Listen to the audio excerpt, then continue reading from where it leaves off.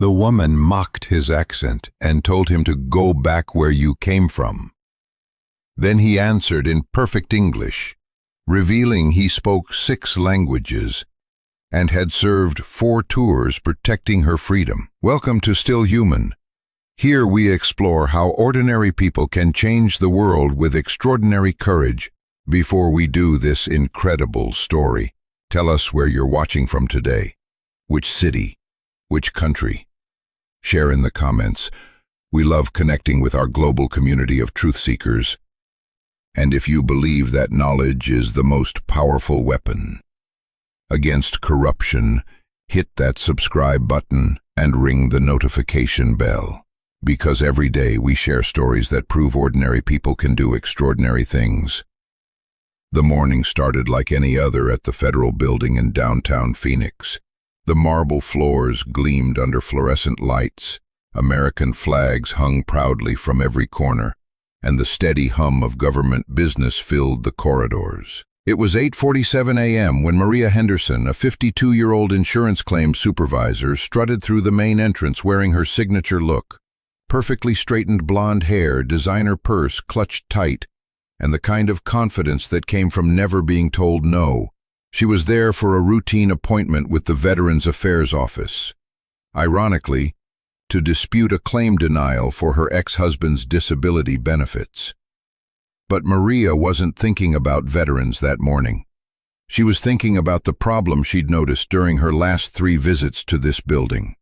The janitor. He was there again, just like always, methodically mopping the floors near the elevator bank.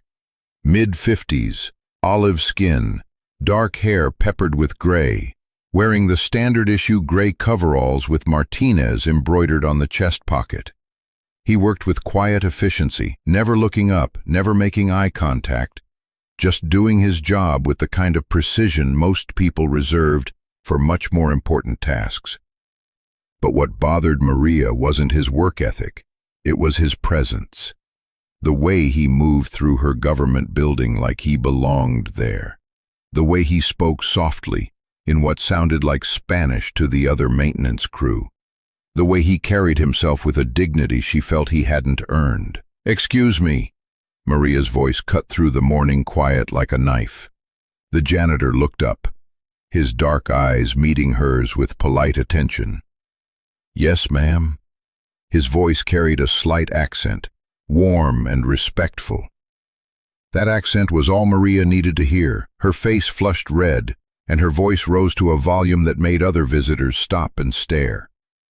"I want to speak to your supervisor, now!" The janitor, whose name was actually Miguel Martinez, though Maria had never bothered to read his name tag, set down his mop with careful precision. 23 years of military discipline had taught him to stay calm under pressure, even when that pressure came from an angry woman in a government lobby. "Is there a problem, ma'am?" Miguel asked quietly. "Yes, there's a problem." Maria's shrill voice echoed off the marble walls. "The problem is you. I'm sick and tired of coming to my government building and seeing people like you working here." A small crowd was gathering now. Office workers heading to elevators, visitors waiting for appointments, security guards who had started to take notice. Miguel remained perfectly still, his military training keeping his expression neutral, even as every instinct told him to defend himself. "Ma'am, I'm just trying to do my job," Miguel said, his accent more pronounced now under stress. "Your job?" Maria laughed, a sound devoid of any humor. "Your job should be back in whatever country you crawled out of.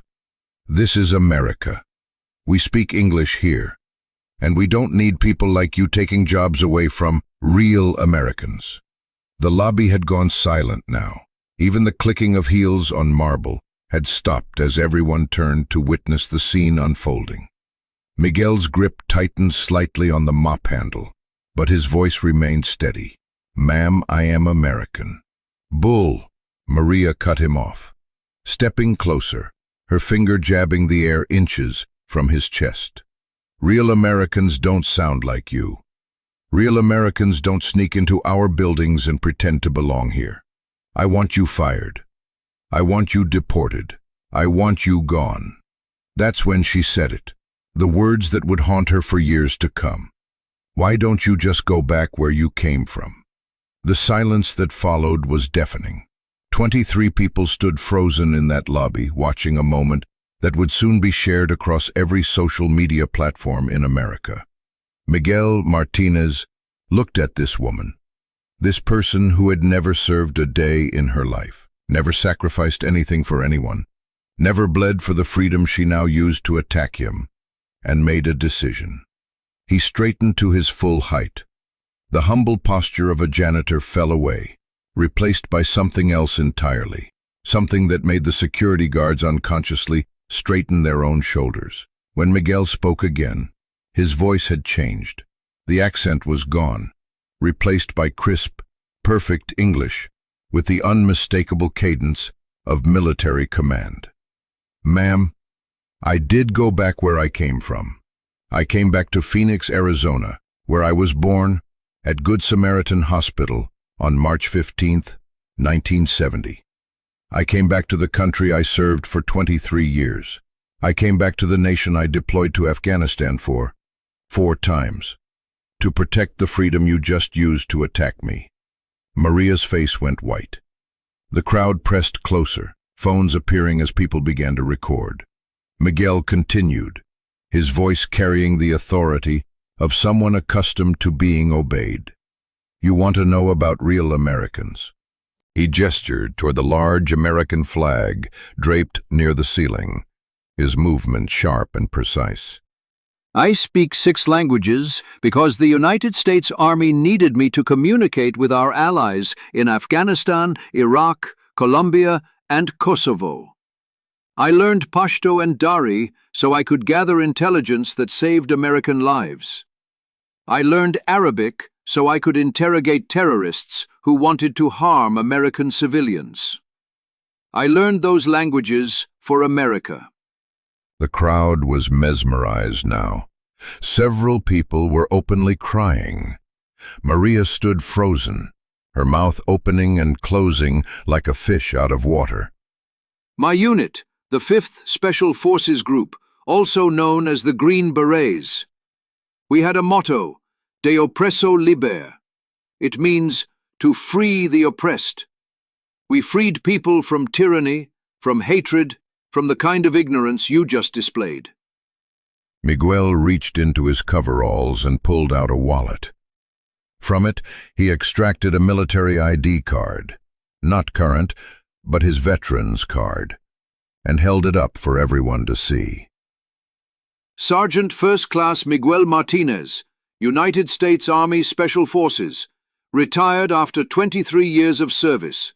Bronze Star with V for Valor, Purple Heart with 1 oak leaf cluster, Combat Infantryman Badge, Master Parachutist Badge, and yes, ma'am, I clean floors now.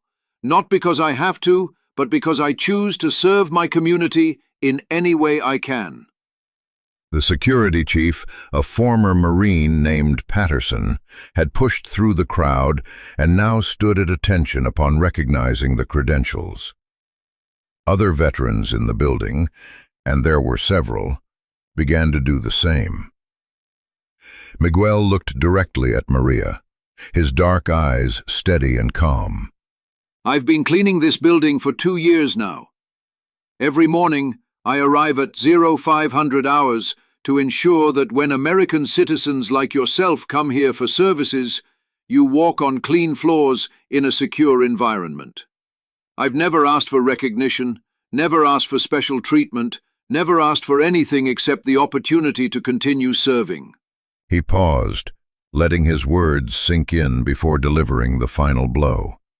You asked me to go back where I came from. Ma'am, I never left. This is my home. I've earned the right to be here in ways you'll never understand. I've paid for that right with blood, sweat, and 23 years of my life. The question isn't whether I belong here. The question is whether someone who would attack a fellow American based on the sound of their voice deserves the freedoms that people like me fought to protect. The silence stretched for what felt like hours, but was probably only 30 seconds. Then, slowly, Patterson began to clap. Others joined in, softly at first, then building to thunderous applause that echoed through the marble halls of the federal building. Maria stood in the center of it all, her face red with embarrassment and rage, realizing that every phone in the vicinity was pointed at her.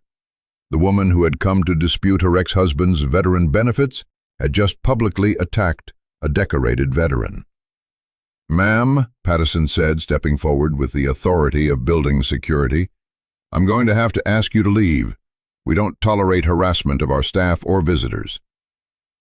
"This is ridiculous," Maria sputtered, looking around desperately for support and finding none. "I have an appointment. I have rights." "Yes, you do have rights," Miguel said quietly, his voice back to its normal, respectful tone. "You have the right to free speech, which you just exercised.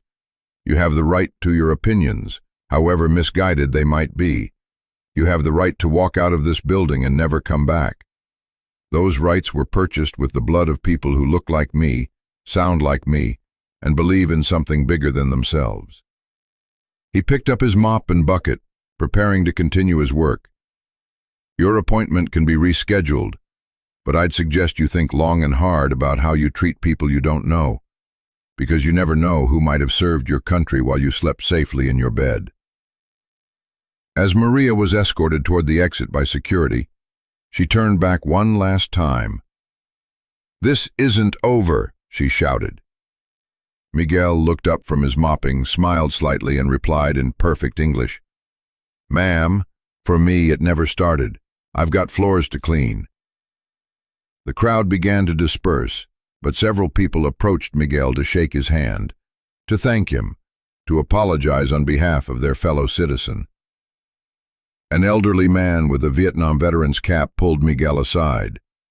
"Son," the old veteran said, tears in his eyes, "you handled that with more class than she deserved." Miguel smiled. "Thank you, sir.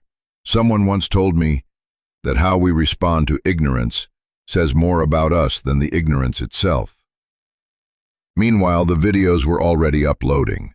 Within an hour, #Karen versus Green Beret was trending on Twitter. News outlets were calling the federal building for comment.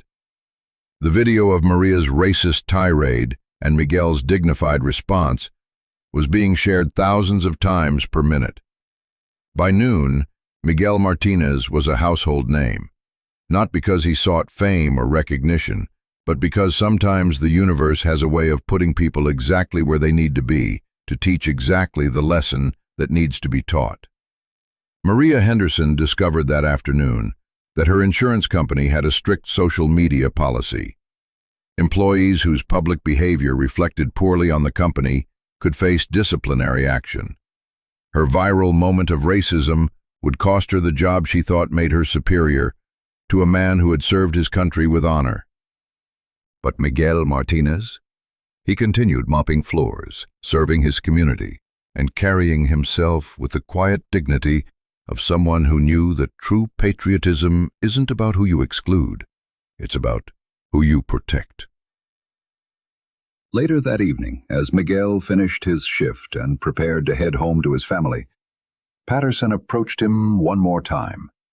"Miguel," the security chief said, "I've got to ask, why do you do this job? With your background, your skills, you could do anything." Miguel smiled and looked around the building, at the flags, at the marble floors he'd spent the day cleaning, at the place where Americans came to access the services their government provided. "Chief," he said, "I spent 23 years serving America overseas. Now I get to serve America at home. Every floor I clean, every window I wash, every small task I complete, it's all service, it's all purpose, it's all worth it." He paused at the door, looking back one more time. "Besides," Miguel added with a grin, "someone's got to keep this place clean for all the real Americans who come through here every day. All of them. Even the ones who need to learn what real American actually means." And with that, Sergeant First Class Miguel Martinez, retired Green Beret, proud American, and the most professional janitor in the federal building, walked out into the Arizona evening, knowing he'd served his country well for another day. The internet would remember what happened that morning. Videos would be watched millions of times. News stories would be written. Social media debates would rage for weeks. But Miguel Martinez would remember something else. The moment when standing up for himself became standing up for every immigrant, every veteran, every person who had ever been told they didn't belong in the country they loved.